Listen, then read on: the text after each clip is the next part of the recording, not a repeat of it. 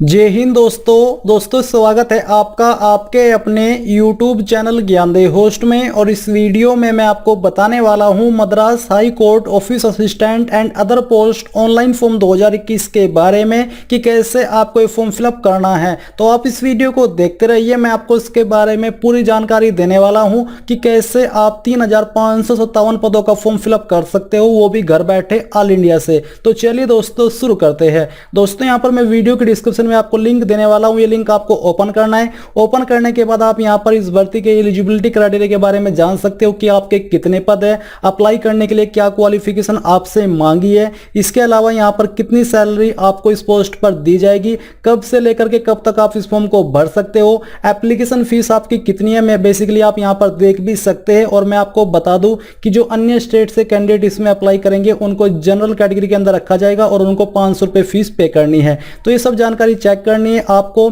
Check करने के बाद आपको यहाँ पर नीचे आना है और नीचे आकर के आपको अप्लाई ऑनलाइन के ऊपर क्लिक करना है। इसके ऊपर क्लिक करने के बाद आपके सामने इंटरफेस आ जाएगा। अब यहाँ पर आपको ये चूज करना है कि आपको कौन सी डिस्ट्रिक्ट में अप्लाई करना है। जैसे कि हमने यहाँ पर चेन्नई के ऊपर क्लिक किया और चेन्नई के ऊपर क्लिक करने के बाद आपके सामने ये इंटरफेस आ चुका है, जहाँ पर आप देख सकते हो कि अगर आप इन पोस्ट पर अप्लाई करना चाहते हो तो आपके पास 8वीं होना जरूरी है, यानी कि कम से कम आपका 8वीं पास होना चाहिए। अगर आप नीचे दी गई पोस्ट में किसी भी पोस्ट पर अप्लाई करना चाहते हो तो आपको तमिल लैंग्वेज रीड करनी और लिखनी आनी चाहिए। अगर वो नहीं आती तो फिर आपको प्रॉब्लम हो जाएगी, आप अप्लाई करने के लिए बेसिकली एलिजिबल नहीं हो पाएंगे। तो चलिए हम यहां से बात कर दें कि कैसे आपको अप्लाई करना है। तो अप्लाई करने के लिए आपको रजिस्ट्रेशन न्यू यूजर इसके ऊपर क्लिक करना है।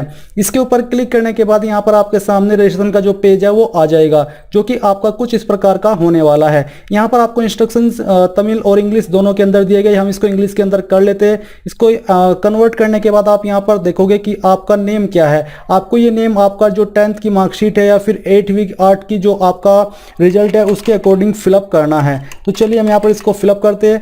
फिलअप करने के बाद जो भी आपका जेंडर है वो जेंडर आपको यहाँ से चूज कर लेना है। नेशनलिटी में आपको सिटीजन ऑफ इंडिया सिलेक्ट करना है। इसके बाद are you claiming reservation under, यानी कि इस कैटेगरी के अंदर क्या आप रिजर्वेशन क्लेम कर रहे हैं। अगर हाँ तो यस कीजिए, नहीं तो आपको नो करना है। अगर आप अन्य स्टेट से इस फॉर्म को फिलअप कर रहे हैं तो इसमें सिंपली नो कर दीजिए। Are you claiming reservation under ex serviceman, अगर आप कर रहे हैं तो यस कीजिए, नहीं तो आपको नो करना है। इसमें भी अन्य स्टेट के कैंडिडेट नो कर सकते हैं क्योंकि उनको रिजर्वेशन का फायदा अन्य स्टेट में नहीं दिया जाएगा। Do you have community certificate, तो अगर आप तमिलनाडु से हो और आप इसके अंतर्गत आते हो यानी कि SC ST OBC हो तो आपको यस करना है, नहीं तो आपको यहाँ पर नो कर देना है। इसके बाद दोस्तों आप यहाँ पर देख सकते हो कि आप UR यानी कि अनरिजर्व्ड में जो कंसिडर है वो किए जा रहे हो।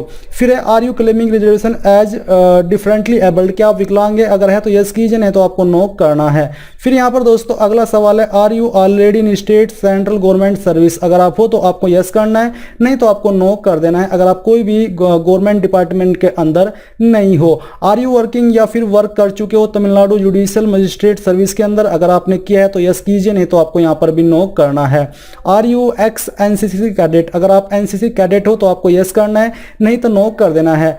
आर यू सर्विंग और डिस्चार्ज टेम्परेरी गवर्नमेंट एम्प्लॉय, अगर आप ऐसे कैंडिडेट हो तो आपको यस करना है, नहीं तो यहाँ पर भी आपको नो कर देना है। सिलेक्ट योर एजुकेशन क्वालिफिकेशन, तो यहाँ पर 12th पास या उससे ज़्यादा है, 8 पास या फिर 12th फेल हो, बिलो 8 है या फिर नो एजुकेशनल क्वालिफिकेशन है। तो हम यहाँ से जो 8 पास टू 12th फेल है यानी कि आप 8वीं पास हो 12th फेल हो तो आपको ये सिलेक्ट करना है। अगर आप 12th पास या उससे ज़्यादा हो तो आपको ये फर्स्ट ऑप्शन सिलेक्ट कर लेना है। Date of birth record as per school, यानी कि जो आपकी डेट ऑफ बर्थ है वो स्कूल रिकॉर्ड के अकॉर्डिंग या 10th की मार्कशीट के अकॉर्डिंग कितनी है वो यहाँ पर आपको बेसिकली कैलेंडर के ऊपर क्लिक करके सिलेक्ट करनी है।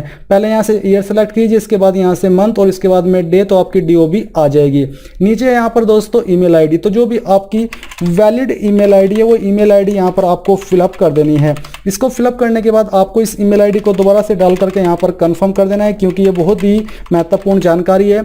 इसके बाद यहाँ पर आपको अपना मोबाइल नंबर एंटर करना है और एंटर करने के बाद सेंड OTP के ऊपर क्लिक करना है। सेंड OTP के ऊपर क्लिक करने के बाद जो नंबर आपने यहाँ पर फिलअप किया था इसके ऊपर ओटीपी गया होगा, वो ओटीपी यहाँ पर आपको एंटर करना है। एंटर करने के बाद ये जो आपके सामने सिक्योरिटी कोड या कैप्चा कोड है ये आपको यहाँ पर फिलअप करना है। फिलअप करने के बाद जितनी भी जानकारी आपने यहाँ पर भरी है इन सभी को अच्छे से चेक कर लीजिए, क्योंकि बाद में एडिट का मौका नहीं दिया जाएगा। और श्योर होकर के आपको सबमिट के ऊपर क्लिक करना है। सबमिट के ऊपर क्लिक करने के बाद आपको यहाँ पर बोला जा रहा है कि इस जानकारी को आप बाद में एडिट नहीं कर सकते, इसलिए श्योर होकर के यहाँ से ओके कर दीजिए। ओके करने के बाद आप देखोगे कि जो आपका जो रजिस्ट्रेशन है वो हो चुका है और आपको यहाँ पर वन टाइम रजिस्ट्रेशन की यूजर आईडी एंड पासवर्ड मिल चुका है। आपको इस जानकारी को सेव कर लेना है। आप यहाँ पर इस जानकारी को अपनी ईमेल के माध्यम से भी चेक कर सकते हैं। अब आपको क्या करना है, आपको क्लिक हियर टू लॉगिन इसके ऊपर क्लिक करना है। अब यहाँ पर दोस्तों आपके सामने लॉगिन का पेज आ जाएगा। जो आपको यूजर आईडी मिली है वो यूजर आईडी आपको यहाँ पर यूजर आईडी के सामने लिखनी है और पासवर्ड यहाँ पर आपको डाल देना है। और डालने के बाद आपको लॉगिन के ऊपर क्लिक करना है।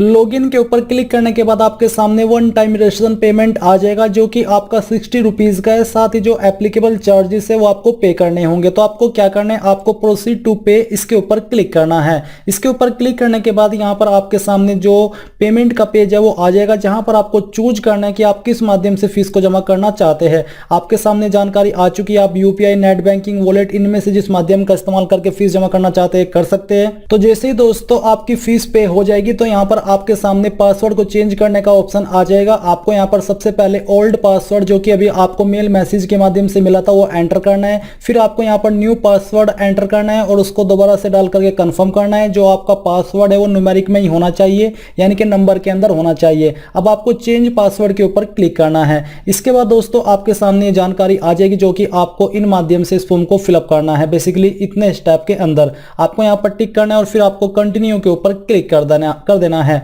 कंटिन्यू के ऊपर क्लिक करने के बाद यहाँ पर दोस्तों आपके सामने जानकारी आ चुकी है जो कि आपने कुछ पहले फिलअप की थी और कुछ जानकारी अभी आपको फिलअप करनी है। जैसे कि यहाँ पर फादर नेम, तो आपको अपने पिताजी का नाम एंटर करना है।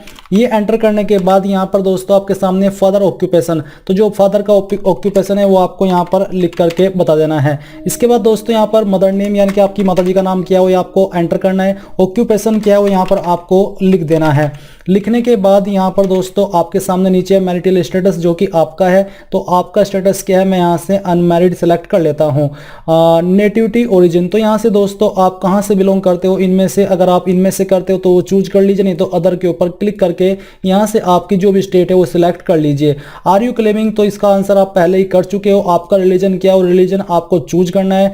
Have been sponsored by the employment exchange, अगर आप किए गए हो तो यस कीजिए, नहीं तो आपको नो करना है।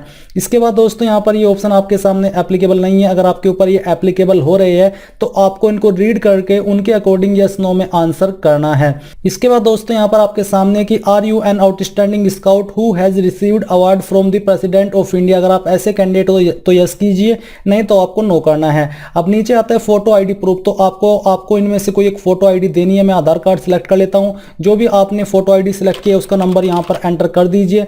नंबर एंटर करने के बाद यहाँ पर आपको अपना परमानेंट एड्रेस फिलअप करना है। जो भी आपका एड्रेस है आधार कार्ड के अकॉर्डिंग या अन्य आईडी के अकॉर्डिंग वो आपको यहाँ पर लिखना है। इसके बाद यहाँ से आपको अपनी स्टेट चूज करनी है। आपकी कौन सी डिस्ट्रिक्ट है उस डिस्ट्रिक्ट का नाम यहाँ पर एंटर कर दीजिए। आपके विलेज का नाम यहाँ पर आपको एंटर कर देना है। इसके बाद यहाँ पर आपके पोस्ट ऑफिस या डिस्ट्रिक्ट का पिन कोड क्या हो यहाँ पर आपको एंटर करना है। नीचे कोरोस्पोंडेंस एड्रेस, तो अगर आपका प्रेजेंट और कोरोस्पोंडेंस एड्रेस यानी कि परमानेंट एड्रेस सेम है तो आपको यहाँ पर इसके ऊपर टिक कर देना है। टिक करने के बाद जो भी जानकारी आपने यहाँ पर भरी इन सभी को चेक कीजिए और चेक करने के बाद सेव एंड कंटिन्यू के ऊपर क्लिक कर दीजिए। इसके बाद दोस्तों आपको यहाँ पर एजुकेशनल क्वालिफिकेशन की जानकारी फिलअप करनी है। तो सबसे पहले है 8 की जानकारी। तो सबसे पहले यहाँ पर आप देखोगे नेम ऑफ बोर्ड, तो आपने किस बोर्ड से किया है वो आप सिलेक्ट कीजिए। अगर आप अन्य स्टेट से इस फॉर्म को भर रहे हैं तो यहाँ पर अदर सिलेक्ट कर लीजिए और उसमें जो आपका बोर्ड है वो बोर्ड चूज कर लीजिए। मैंने यहाँ पर यूपी बोर्ड सेलेक्ट कर लिया है। नेम ऑफ द स्कूल, आपको अपने स्कूल का नाम यहाँ पर एंटर करना है। किस मंथ और कौन से ईयर के अंदर आपने पास की थी वो आपको यहाँ पर इस तरह से सिलेक्ट कर लेना है।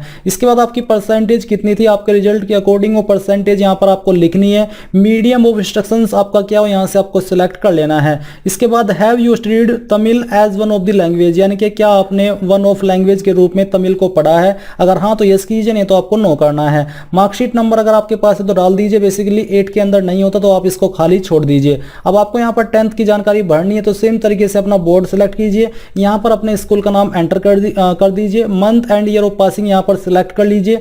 परसेंटेज ऑफ मार्क्स यहाँ पर लिखना है। इंस्ट्रक्शंस का मीडियम क्या है वो आपको सिलेक्ट करना है, और तमिल लैंग्वेज क्या आपने पढ़ी है तो आपको उसका आंसर यस नो में देना है।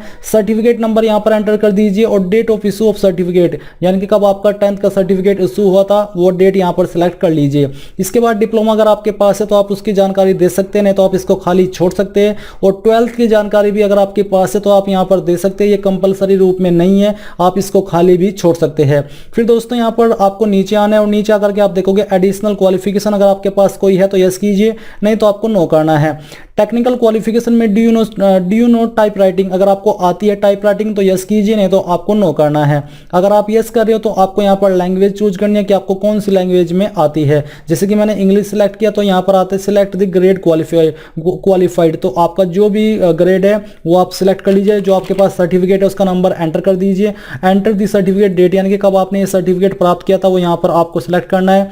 इस तरह से जानकारी आ जाएगी। Do you know short hand, अगर आपको आता है तो यस कीजिए, नहीं तो आपको नो करना है। अगर आप यहाँ पर यस करते हो तो सेम तरीके से उसकी जानकारी आपको देनी होगी। Are you having any other skill, क्या आपको इनमें से कोई स्किल आती है, जैसे कि ड्राइविंग और कुकिंग, इसके अलावा गार्डनिंग, जो भी आपको इनमें से स्किल आती है वही आपको यहाँ पर सिलेक्ट कर लेना है।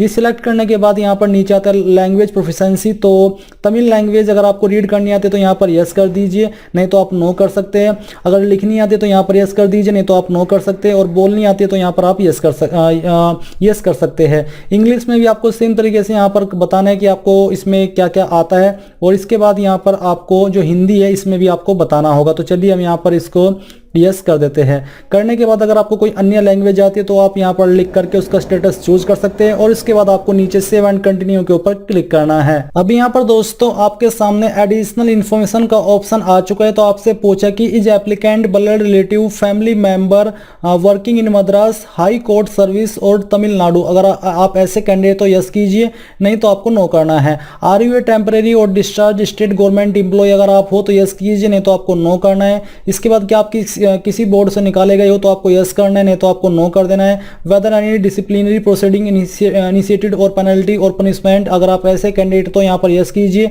नहीं तो यहाँ पर भी आपको नो करना है। आर यू या फिर were in the service of public private sector organisation और लोकल सेल्फ फाइनेंसिंग इंस्टीट्यूशंस, अगर आप ऐसे हो तो यस कीजिए, नहीं तो आपको नो करना है। Have you been ever arrested detained released, अगर आप ऐसे कैंडिडेट हो जिसके ऊपर कोई केस है पुलिस केस तो आपको यस करना है, नहीं तो नो कर देना है। Are you a member of any political party, अगर आप ऐसे कैंडिडेट तो यस कीजिए, नहीं तो आपको नो करना है। Are you were you contested in any election, क्या आपने किसी इलेक्शन में भाग लिया है, अगर हाँ तो यस कीजिए, नहीं तो आपको नो करना है। इसके बाद सेव एंड कंटिन्यू के ऊपर क्लिक कर दीजिए। इसके ऊपर क्लिक करने के बाद यहाँ पर आपको अपना फोटो और सिग्नेचर अपलोड करना है। जो आपका फोटो है यहाँ पर आपको चूज फाइल के ऊपर क्लिक करके अपलोड करना होगा। जो उसका साइज और फॉर्मेट है वो नीचे आपको बताया है कि कैसा होना चाहिए। तो यहाँ पर पिक्चर के ऊपर क्लिक करके मैं इस इमेज को सिलेक्ट करके ओपन करता हूँ, और फिर यहाँ से अपलोड के ऊपर क्लिक करता हूँ। अपलोड के ऊपर क्लिक करने के बाद आप देखोगे कि ये अपलोड हो चुका है। After selecting your photo please click on the, ये आपने अपलोड कर दिया है। इसके बाद आपको सेव एंड कंटिन्यू के ऊपर क्लिक करना है। इसके ऊपर क्लिक करने के बाद सेम तरीके से आपको अपना सिग्नेचर अपलोड करना है। तो यहाँ पर आप अपना सिग्नेचर सिलेक्ट करके इस तरह से ओपन करके अपलोड के ऊपर क्लिक कीजिए, तो आपका सिग्नेचर भी यहाँ पर अपलोड हो जाएगा। फिर यहाँ पर सेव एंड कंटिन्यू के ऊपर क्लिक कर दीजिए। अब आपके सामने अपलोड डॉक्यूमेंट की जानकारी आ चुकी है। अभी यहाँ पर दोस्तों आपको 10वीं का सर्टिफिकेट, 12th का सर्टिफिकेट और 8वीं की मार्कशीट अपलोड करनी है। आपको अपलोड के ऊपर क्लिक करके यहाँ पर जो आपकी फाइल का फॉर्मेट है वो पीडीएफ होना चाहिए। अगर आपका जो डॉक्यूमेंट है वो एक से ज़्यादा है, उनको आपको एक बना करके यहाँ पर अपलोड करना होगा। तो चलिए यहाँ पर हम आते हैं और जो हमारा सर्टिफिकेट है उसको सिलेक्ट करके यहाँ से इस प्रकार से ओपन कर लेते हैं। ओपन करने के बाद यहाँ पर टिक कीजिए और फिर अपलोड के ऊपर क्लिक कर दीजिए। अपलोड के ऊपर क्लिक करने के बाद ये अपलोड हो जाएगा। फिर सेम तरीके से आपको अपलोड के ऊपर क्लिक करना है। चूज फाइल के ऊपर क्लिक कीजिए, जहाँ पर आपका सर्टिफिकेट है उसको सिलेक्ट कर लीजिए। सिलेक्ट करने के बाद यहाँ से ओपन कीजिए, फिर यहाँ पर टिक कीजिए और उसके बाद अपलोड के ऊपर क्लिक कर दीजिए। ये करने के बाद यहाँ पर ये सर्टिफिकेट भी आपका अपलोड हो जाएगा और इसके बाद आपको 8 की मार्कशीट भी अपलोड कर देनी है और इसके बाद आपको सेव एंड कंटिन्यू के ऊपर क्लिक करना है। सेव एंड कंटिन्यू के ऊपर क्लिक करने के बाद आपके सामने आपके फॉर्म का प्रीव्यू आ जाएगा, जाएगा, जहां पर आपके द्वारा भरी गई सभी जानकारी को आप चेक कर सकते हैं। अगर आपको लगता है कि कहीं पर कोई जानकारी गलत है तो उसको सही कर लीजिए, नहीं तो यहाँ पर इसके ऊपर टिक करके I accept the above declaration, और इसके बाद आपको सबमिट एप्लीकेशन फॉर्म के ऊपर क्लिक करना है। सबमिट के ऊपर क्लिक करने के बाद यहाँ पर दोस्तों आपके सामने अप्लाई पोस्ट का ऑप्शन आ जाएगा। आपकी डिस्ट्रिक्ट आपने पहले ही सिलेक्ट कर ली थी, अब आपको कौन सी पोस्ट पर अप्लाई करना है वो पोस्ट आपको चूज कर लेनी है। जैसे कि हम यहाँ पर इसके ऊपर सिलेक्ट करते हैं, वॉचमैन के ऊपर क्लिक करते हैं, ऑफिस असिस्टेंट कम फुल वॉचमैन इसके ऊपर क्लिक करते हैं। तो बेसिकली जिस पोस्ट पर आपको अप्लाई करना है आपको सिलेक्ट कर लेनी है, और उसके बाद अप्लाई एंड प्रोसीड के ऊपर क्लिक करके यहाँ से यस कर देना है। यस करने के बाद आपके सामने पर पोस्ट वाइज जो चार्ज लग रहा है जो वो 500 है, तो आपकी फीस का अमाउंट आ चुका है। अब आपको मेक पेमेंट के ऊपर क्लिक करना है। इसके ऊपर क्लिक करने के बाद यहाँ पर आपको फिर से सेम वे में अपने एप्लीकेशन फीस को जमा कर देना है, और जैसे आप फीस जमा कर लोगे तो आप अपने फॉर्म का फाइनल प्रिंट आउट ले पाओगे, और इसी प्रकार से आप Madras high court various post online form 2021 को भर पाओगे। आई होप ये जो प्रोसेस है वो आपको पसंद आया होगा। अगर आपके सामने कोई प्रॉब्लम आई है तो आप कमेंट के माध्यम से पूछ सकते हैं। एंड इस वीडियो के लास्ट में आपसे कहना चाहूंगा कि आप इस वीडियो को लाइक शेयर और साथ ही साथ आपके अपने यूट्यूब चैनल ज्ञानदेव होस्ट को सब्सक्राइब करके बेल आइकन को ऑन कर लें। Thanks for watching. जय हिंद।